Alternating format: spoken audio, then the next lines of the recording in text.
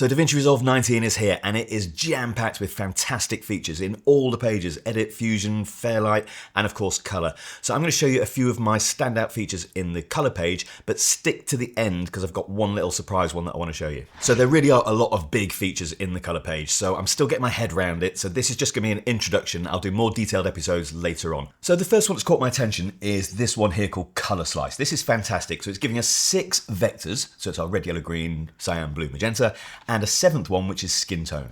Now, the vectors are based on these presets that we've always had in here. These have been here since Resolve version, whatever, I can't remember, but they've been here for a long time. And it's a very nice organic way of just taking a color slice and adjusting its density and saturation. So let me show you. If we take red here, you can see the slice there.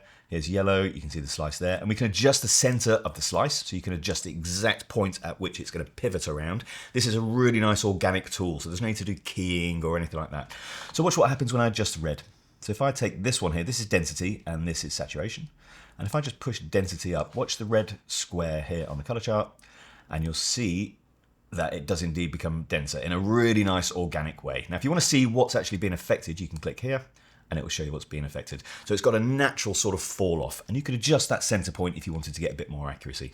Let's have a look at that on skin tone.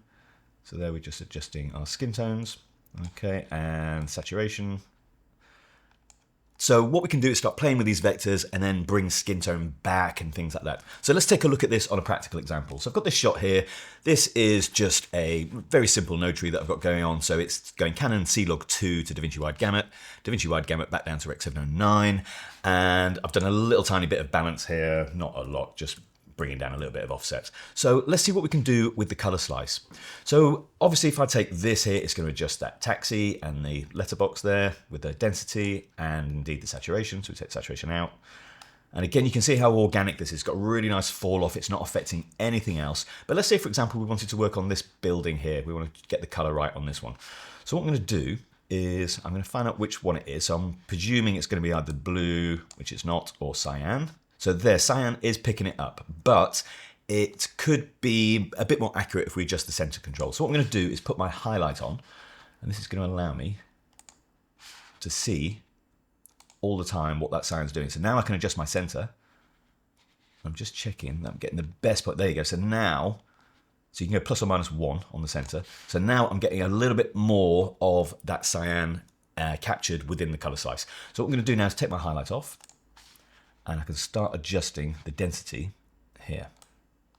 So there we go. So now I'm adjusting that, and it's also bringing in some of the other colors here that are in that same color slice, but we could put power windows around this, and I'm going to just increase the saturation again.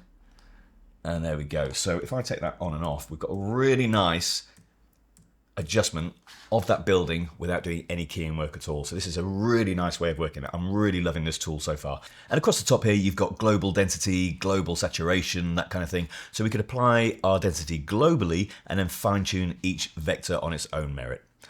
So let's just take a look at one more example. If we click on here, this is almost the same grade as I did for this Christmas music promo. It's not quite the same. It's a bit of a simplified node tree here, but I just want to show you what we could do with these jumpers, for example. So if I take the red again, let's have a look at what's going on. And they're completely covered within this slice. And watch the difference here. So this is just regular balance, contrast, bit of saturation, and that sort of thing. But watch what happens now. If I go into an empty node, I'm going to add some density, and look how much richer those jumpers look. It looks absolutely fantastic. Now, what we can do is just check that we're not adjusting skin tone here. So if I click on here, so we are getting a little bit of the skin tone creeping in, only slightly.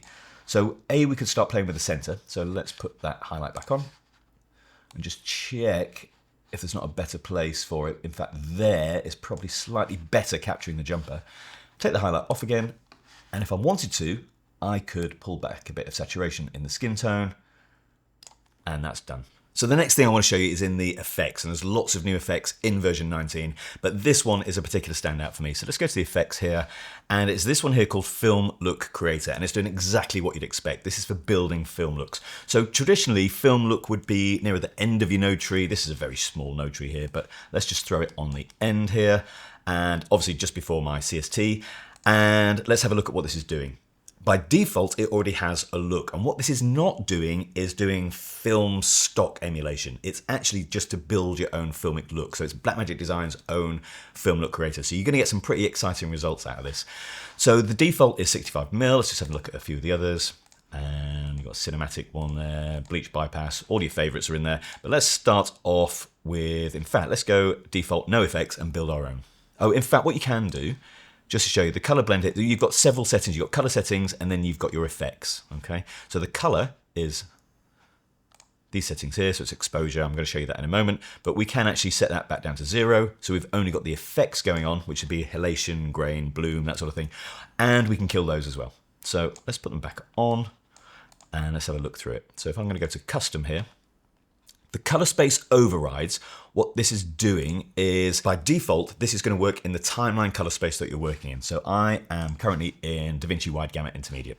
All right, so this recognizes that color space, but you can override it here if you're working with a particular, if you're working with Arri or Sony or whatever color space you're working in, you can do that here. Oh, the 3D LUT compatible here, by the way, if you switch this on, it will eliminate any effects that can't be transposed into a 3D LUT, because some of the effects are baked in to this. All right, so the color settings, let's have a look what we've got. We've got exposure. This is photometrically accurate exposure. So this is be a fantastic starting point, even if you want to adjust your exposure correctly.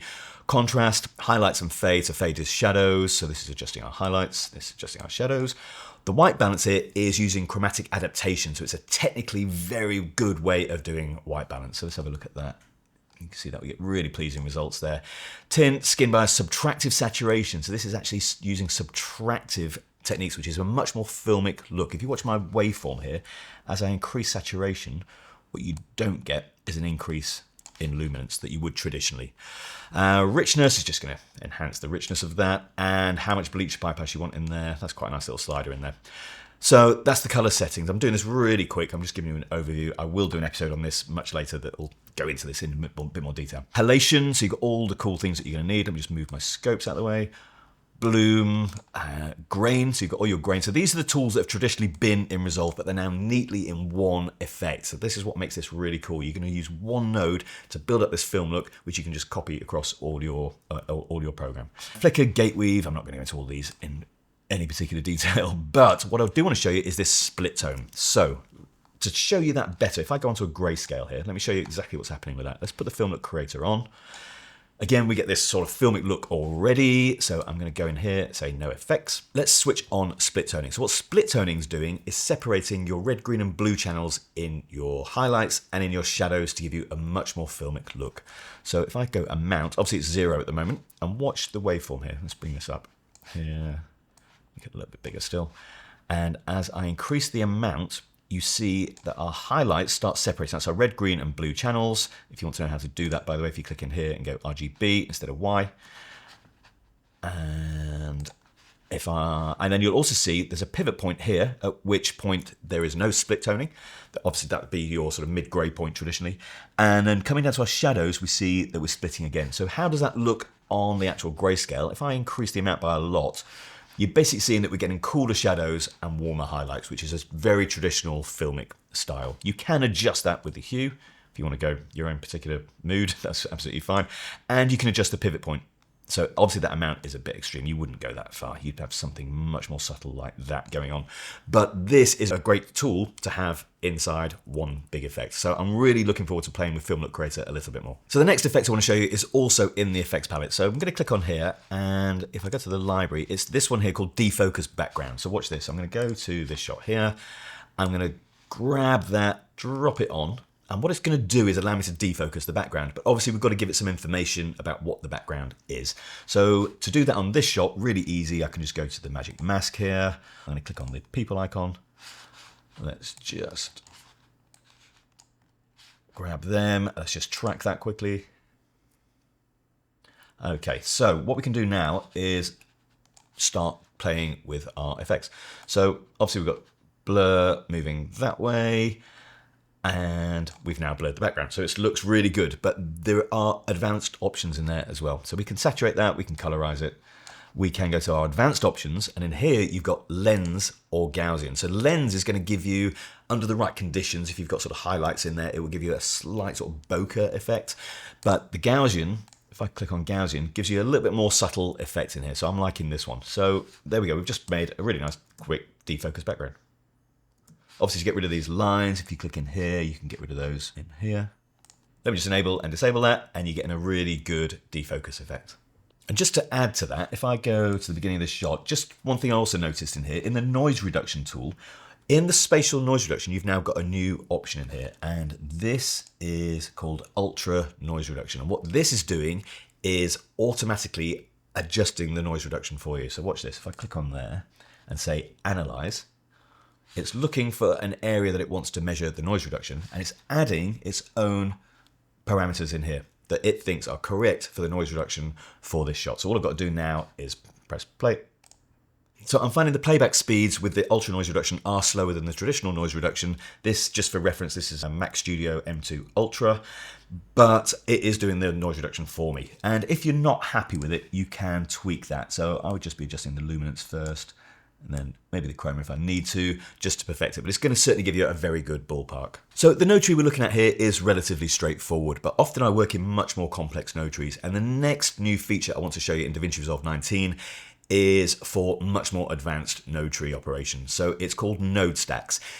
If you don't work with complex node trees where you're doing multiple different versioning, you might be doing HDR passes, trim passes, that sort of thing, then this next feature might not be for you. But for those who do work with advanced node trees, you're going to love this. So what is node stacks? Let me first show you how we work traditionally without node stacks. So I've got a group going on here, and I've got the same group here. So this group here, these three shots here, are using one of my more complex node trees. So what we've got going on here is the balance and the look that we've got going on for this particular clip. Now, pre that, in our group, I've got my color space transform taking me from, in this case, Blackmagic Pocket to DaVinci Wide Gamut. And then post group, I've got a bit more of my look development going on, and of course going from DaVinci Wide Gamut to Rec 709 Gamma 2.4 or 2.2 or whatever I'm delivering to, HDR, whatever that may be. If you don't understand groups, you might not get this either, but this is really aimed at people who do understand grouping and work with complex node trees. So let me show you what's happening now. So if I move forward from this group, what I can do is split all this into individual node stacks. So I'm going to move on to this one here, okay? And the first thing I'm going to do is go down to here and go to my general options, and at the bottom it says node stack layers, and you can have up to 4 different node stacks. Okay, so at the minute we're on 1. I'm going to go to 4.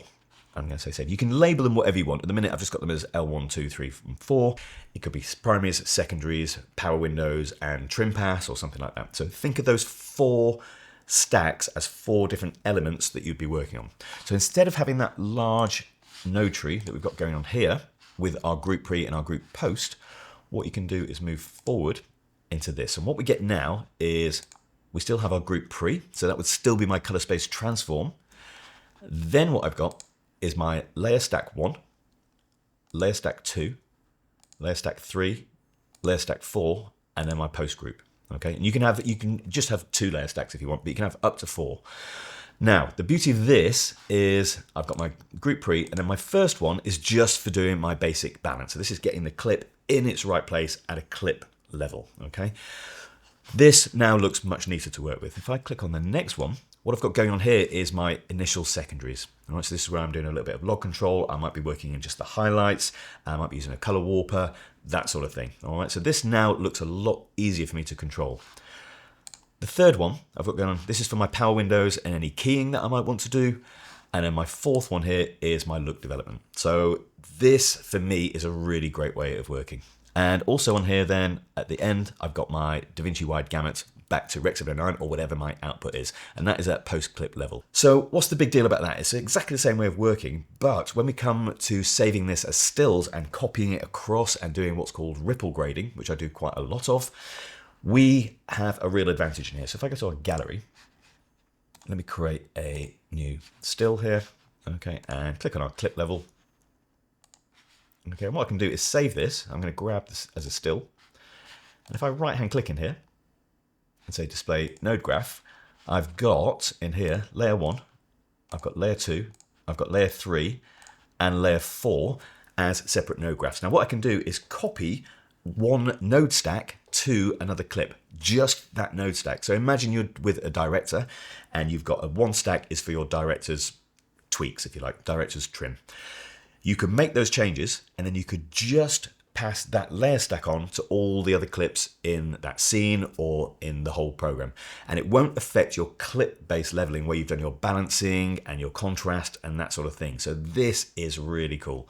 So what I can do is right click on here, and I've got a new tool here that says apply active layer. And what this will do is, if I go to this shot here, let's just make a change on here. If I go and adjust my printer lights a little bit here. Okay, and then I'm going to copy that still. What I can do is then click on this shot here and click on here and say apply active layer. And there it's just applied that. If I'd have done changes to all these 5 nodes, it would apply those whole 5 changes. If I just want to do that one particular node, what you can do is say, is go display node graph, and I can then literally just copy and drag it like so. If I want to apply the entire grade, right hand click and apply grade as you would typically normally. So this, for me personally, is one of the most important additions to DaVinci Resolve 19. Working in these different stacks and being able to copy just one stack to multiple clips and groups is going to be really efficient for me moving forward. I just love the way that it looks as well, just splitting everything up into different sections. So all my power windows are here, for example, is much neater than working. I mean, I'm very used to working like this, but it's a different world from that. So I'm really looking forward to exploring that a little bit further, but that's fantastic. So that's node stacks. So we're really just scraping the surface here of the new features. There are so many new things in here. Even on the editing side now, you can edit via dialogue. Fusion's got new additions. There is an update to the tracker. So there's an intelligent tracker in here now.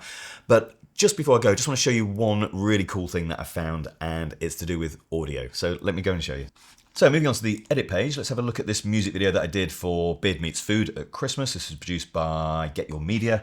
And I've got my audio track levels here. So we've got voice isolation. This has been improved in 19. The dialogue level has been improved. We've got a dialogue separator. We've got a thing called Ducker, which is going to take any soundtrack and automatically duck it under voiceover.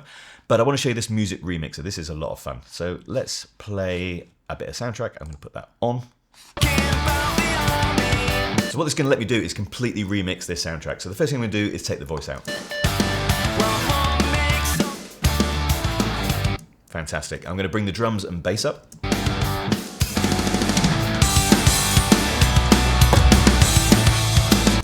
And I'm going to take the guitar out, and then this one called Other, which is, I guess, sort of random other stuff that's going on in the background.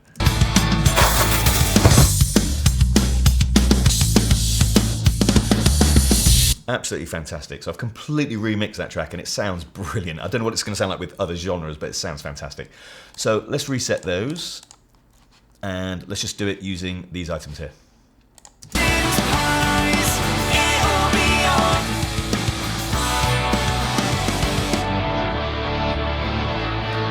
So some really fantastic new features got into DaVinci Resolve 19. The development team have absolutely smashed it once again. Tools in there that I didn't even know I needed. Can't wait to really start deep diving into this and playing with it a little bit further. I'm going to do some more deep episodes when I get my head around it. Enjoy DaVinci Resolve 19, look after yourselves, and I'll see you in the next episode.